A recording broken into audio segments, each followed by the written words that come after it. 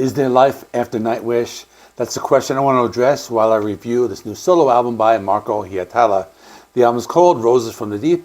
It was released on February 7, 2025. This is his second studio album, and he has had a lot of other projects, so I won't get into that in this video. The story goes he decided to leave Nightwish back in December 2020. He wanted to focus on other projects, in addition to the fact that he had been suffering from mental disorders, including depression, which was exacerbated by the lockdowns and the pandemic. So he made a public statement on January 12, 2021, that he was leaving the band. I did a video on that back then. I will link it to the end screen. With that background in mind, let's dive into Roses from the Deep. Let's see how it stacks up. The album was preceded by a few singles. One of them, Left on Mars, features his ex-Nightwish bandmate Tarja Turunen. I'm definitely butchering that name, but it's Tarja Turunen, I don't know. But anyway, there were a few more singles released before the new year. The album had 10 songs. It's 54 minutes long. He's joined by Tuomas Wäinölä, a Finnish musician who has played with the band Kotipelto, drummer Anssi Nykänen, who is considered one of the most prominent session drummers in contemporary Finnish pop music, and Vili Ollila on keyboards, who has been in bands such as Northern Kings and Rastaka Juola. I believe all of them were with Marko. The music is crossed between hard rock and AOR, with songs that have this big and epic sound. Also a few songs that explore the genre, so I will be talking about all of that. The opening track is called Frankenstein's Wife. This was one of the singles. Has a very European sound, if that's a thing. I would still call it a metal song. It has a guitar riff that's pretty impressive. Song was a lot like melodic hard rock with lots of keyboards and a huge production value. Song is incredibly infectious, and Marko's vocals are powerful as ever, something I've appreciated since his Nightwish days. It's catchy AOR with fun, energetic vibe. The track has a very elegant guitar solo, made me think of the music of the 80s, and comparable to the Night Flight Orchestra album that I reviewed last week. Moving on, let's talk about the next track. Next is the single Left on Mars. This is one with Tarja. Another song that has a sound similar to 80s heavy metal or AOR. I like this one a lot as well. It was like some progressive rock in the operatic vocals of Tarja. Made it sound much better. I like the fact that they went for a style that was more in a hard rock direction, as opposed to trying to create something that sounded like their days in Nightwish. The song is very massive and epic. You can hear lots of different instruments. The sound is just very monumental. There's some futuristic keyboard sounds, as well as a thick bass guitar of Marko. Now, shifting gears. The next song takes a different approach. It's called Proud Whore, and this is one of the heavier songs. It has this really sludgy guitar riff, a darker sound. It didn't stray from the core sound of the album, as it still had that powerful production and earworm-worthy AOR hard rock quality. The song is pretty impressive. It was a mix of heavy guitar riffs and grand keyboard sounds. I also thought the drumming was pretty cool, as it had a slower drum beat. The drums really stood out. I like this because it had this nostalgic sound for me, because there were parts of the song that reminded me of the band The Who in the 80s for some reason. It also had everything you would expect, such as blazing guitar solo and these colossal keyboards and choruses.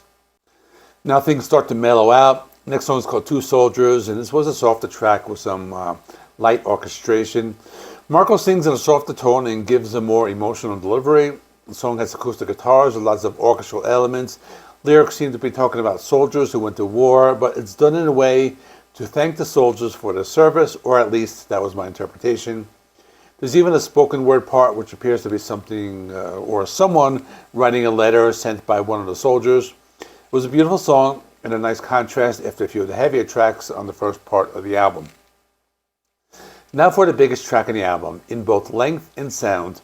Next song is called The Dragon Must Die. This one starts with some tribal drumming and a big and epic folk metal tap for guitar riff. I was expecting this to be some type of fantasy-based folk metal track. Well, it was that to some degree, but I read the lyrics. It appears to be using a dragon as a metaphor for something that you should be wary of. The lyrics mention corporate religion, so I guess it's about that. The song is very captivating. It has these amazing isolated bass guitar parts and some heavy machine gun riffing. I would say that one part of the song was the heaviest thing I heard on the album, or at least so far it was. But that song had lots of different twists and turns, and some fantasy-style melodies and other types of melodies that evoked some kind of action scene in one of those fantasy action movies. But this song was awesome. They were not afraid to get really heavy in parts of the song. There was also this fascinating neoclassical guitar solo and some violin playing, and it seems like they decided to add everything they could into the song. It was still pretty awesome. Let me also mention it was the longest track at 8 minutes. The song had a lot going for it. We shift gears again with the next one called The Devil You Know, and this one takes another turn. It sounds like an old blues song with this foot-stomping rhythm and some bluegrass guitars at first, but then they incorporate other instruments, which gives it that monumental AOR type of feel. So it's a fusion of different genres, which is something that Marko has been doing throughout this album. It's a pretty cool song because it has this very commanding and theatrical blues feel, something that doesn't sound like woodwork, but he made it work. Also has a pretty cool 80s style guitar solo with a very bluesy feel. It was like Jimmy Page playing glam metal or something of that nature. This followed up by something similar, which is Rebel of the North, also one of the singles. It was some hard rock. It had some of this blues or even a country music sound, but it was still in line with the tone of the album. I like the song.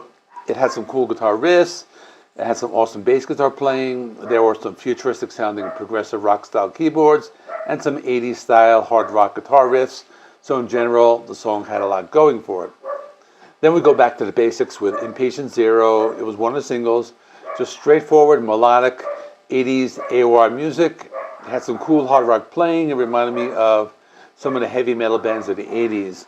The song also had this funky groove as well. I'm noticing he's trying to incorporate different styles on the album, but at the same time, it sounds cohesive. It's also get a little heavy on the song with some big guitar riffs, and Marko delivered some harsher vocals. It was a pretty cool song and had lots of those big keyboard sounds and had this big psychedelic sound. So overall, it was a pretty cool track. Not my favorite single, but still very good.